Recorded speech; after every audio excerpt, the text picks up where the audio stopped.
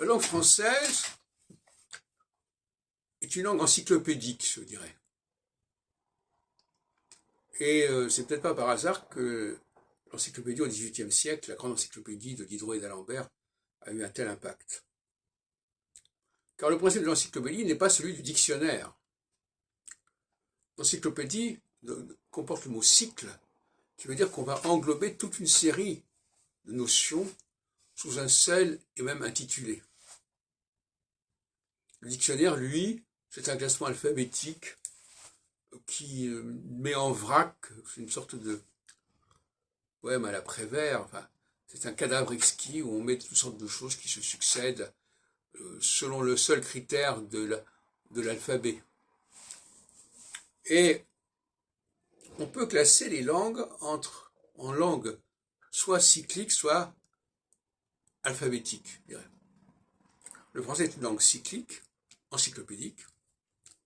L'anglais est devenu finalement une langue alphabétique. Donc sa seule cohérence, c'est de se plier, de se soumettre à l'alphabet et aux rigueurs de l'alphabet. Sans aucune cohérence, intelligibilité sous-jacente. C'est pour ça que je dis que le français est une langue qui est dans l'arborescence, dans la ramification.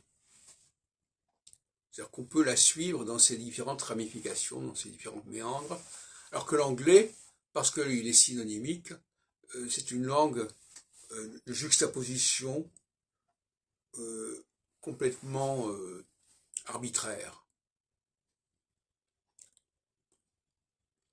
C'est pour ça que j'ai utilisé la formule l'autre jour, le français est le perfectionnement du latin et l'anglais la dégradation du français. Parce qu'effectivement, une grande partie de l'intérêt, du génie, de l'esprit du français se perd en anglais, quand bien même y aurait-il eu une importation massive de mots français. Cette importation massive de mots français n'a pas transmis pour autant à l'anglais le génie de la langue française.